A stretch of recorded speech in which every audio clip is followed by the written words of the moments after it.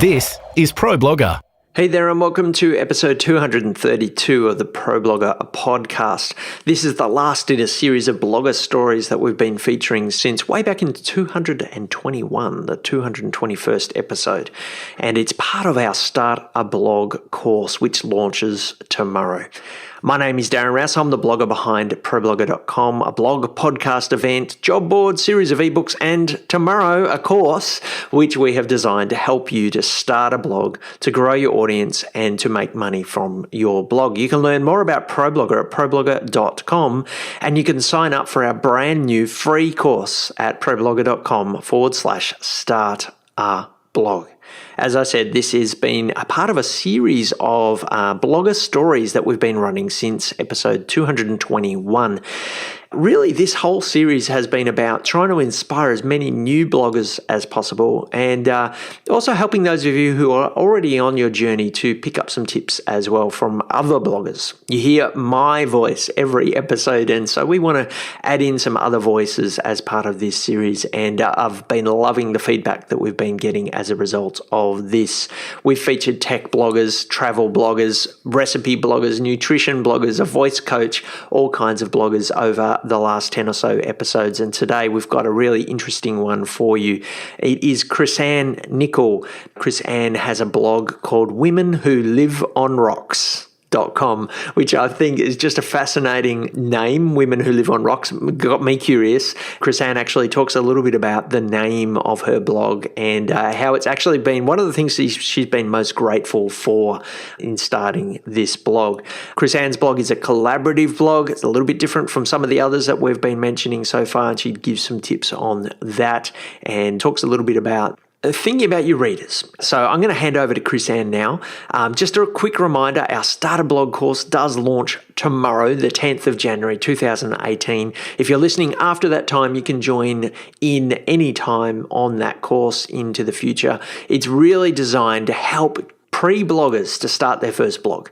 And we're going to talk you through the technicalities of how to set up a blog on your own domain, on your own servers, in an affordable way, but we're also going to help you to make some good decisions about your blog and to think about how to build a profitable blog, and not just the technicalities of it, but to make good decisions in the early days so that you set up a blog with good, strong foundations. Again, that course can be found at ProBlogger.com/start a blog. Please go up and sign up. It will launch tomorrow, the 10th of January, and over the next month or so, we've got a whole lot of exciting things to share with you as part of that launch. And I really can't wait to see the hundreds, if not thousands, of blogs that will come from that course. I'm going to hand over to Chrissann now, who's going to tell you a little bit about her blog, womenwholiveonrocks.com, and I will sum things up at the end of this episode. Creating great content, finding an audience, building engagement, monetizing your blog. This is ProBlogger. Hi, my name is Chrissann Nickel, and my blog is Women Who Live on Rocks. My blog is a collaboration of women writers sharing the quirks and eccentricities unique to life on a tropical island. The URL is womenwholiveonrocks.com. I started my blog in February of 2013. I had been living in the Caribbean for over 5 years already at that point and had been dying to write about my experiences. However, after being the sole writer for another blog of mine for the past couple of years, I knew I didn't want to do it alone this time. Additionally, I wanted my new blog to cover the full arc of the island woman's experience and not just be about me and my limited perspective. When I met a fellow writer friend who expressed interest in contributing when I told her about my idea, it gave me the push I needed to officially start Women Who Live on Rocks. My main objective in starting this site was to provide a humorous and realistic look into living on an island. It's so much that's written about island life is all about how it's all paradise and sunsets, and while that's partially true, there's a whole other side to it that I felt needed to be shared. It was also my intention to begin using my blog as a space to grow a platform in the hopes of one day selling the idea to a book publisher. When I look back, I'm most grateful that I stuck to my vision and didn't let others who didn't fully understand it sway me away from what I knew was best creatively. One example of that was not listening to critiques on the name of my blog. Certain people thought the name, Women Who Live on Rocks, was too obscure and that I should just go with something simple and straightforward like Island Girl Blog. That just felt so boring to me, and I wanted something with an air of fun and quirkiness to it. I decided that the right audience would find me, and I'd help them do so in promoting it regardless of the name. Over the years, I've had so many people compliment me on the name, and it has become a recognizable brand of its own. I'm so glad that I didn't go with what didn't feel right to me, and I'm really proud of my site's unique name and concept now. I have made a few mistakes over the years. I think I probably wasted the most time by not streamlining the communication to my contributors early on. Now, when people want to become a writer on the site, I have the parameters clearly listed on the website with the details on how to apply that includes everything I need. This saves me a ton of back and forth emailing that wasted a lot of my time and energy in the early years. I think my other main mistake has been not finding a way to monetize the site properly. It was never my goal to make money off the blog. The goal has been more about getting it published, getting a publishing contract for the book. But now that it's grown so large, it takes a ton of time and effort to maintain the flow of content and the technology behind it. And I really wish it generated some income to help me maintain the website costs and gave me the ability to hire out certain responsibilities. Beyond that, so many amazing things have come from the blog that I would have never anticipated. I now have over 200 contributors to this site and tens of thousands who follow via email and social media. It has connected me with so many amazing women on islands around the world whom I would have never met otherwise. I also receive notes all the time from women telling me how the site has connected them with friends in real life and how it's helped them in their transition to move to an island. That's really rewarding for me. The blog has provided me with a platform to sell the island children's book I wrote, which would have been much harder to reach my target audience without it. I also hosted my first Island Writers Retreat this year with 10 writers from the blog, and it was an incredible bonding and learning experience that I hope to repeat again in the years to come. My number one tip for new bloggers is to always be thinking, what's in it for my reader? Every step of the way, this is essential to keep in mind. From blog titles to topics you write about to the general perspective in which you write your posts and pages on your website, such as your about page, homepage, etc. There's so much competition for people's attention on the internet these days that in order to catch their eye, it needs to appeal to them. People want to know how content pertains to them. They're not interested in simply reading someone else's journal entries. This is a mistake that I see a lot of new bloggers making. If your potential reader visits your site and thinks, why should I even care about this? You'll lose them just like that. And I guess that's about it. I just wanted to say thank you, ProBlogger, for all that you've taught me over the years.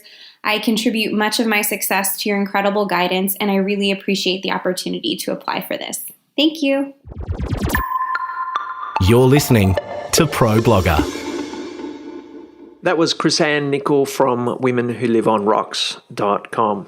Thanks so much for sharing your story. And thank you so much to the other bloggers who've been a part of this series as well. We have really enjoyed featuring some different voices on the blog. I will mention that we did have a blog post go up on ProBlogger in the last week or so as well, which featured 5 brand new bloggers' stories as well. So if you've enjoyed this series, head over to the ProBlogger blog. I'll actually link to that post in the show notes from today as well, because it actually features 5 unedited stories, the audio stories of 5 brand new bloggers as well. So you might want to go and listen to that. Now, I wanted to feature Chrissann's story today for a number of reasons. Firstly, because it's a collaborative blog.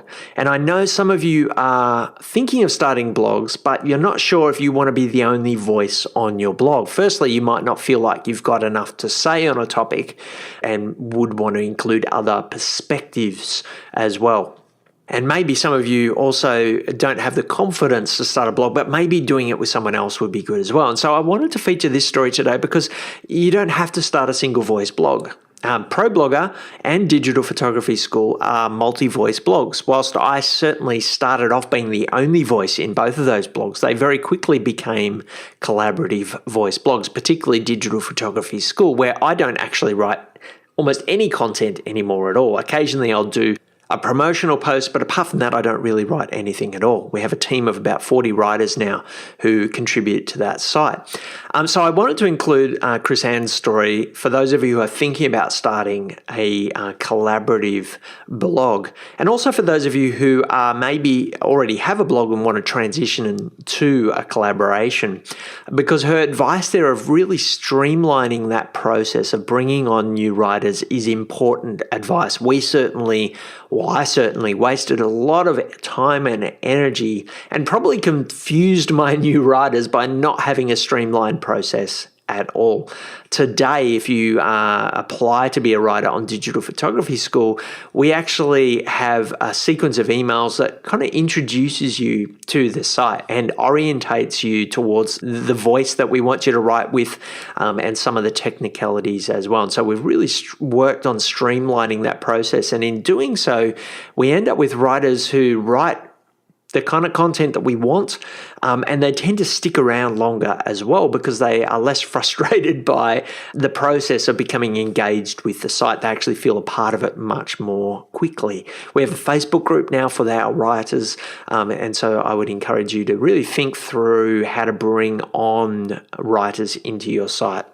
I also kind of love that whilst Chrissann kind of makes it clear that she wishes that she'd monetize the site better, and that's probably still something that she needs to continue to work on, that she is mentioning some interesting monetization streams there, the children's book and an event for writers as well. And this is something I've noticed a lot of bloggers starting to do over the last year, is monetizing through events. And I wanted to just point that one out for those of you who maybe already have a blog and are struggling to monetize. Maybe an event is a way that you can do that.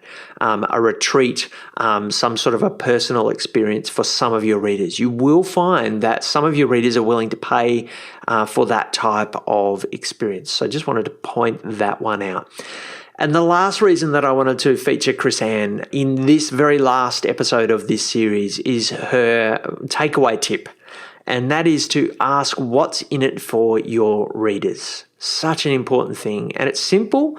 It's something you will have heard before, particularly if you've been listening to this podcast. But as we move into this starter blog course, I think it's probably the most important question that you can be asking. As you prepare to launch a blog, as you look at the blog that you've already got, have this question at the front of your mind again and again.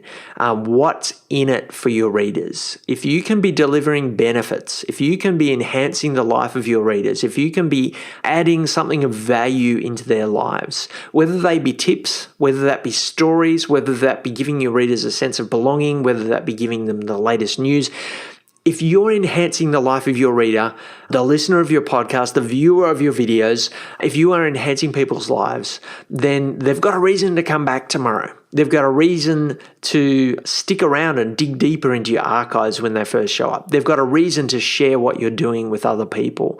And all of these things help you to grow your blog.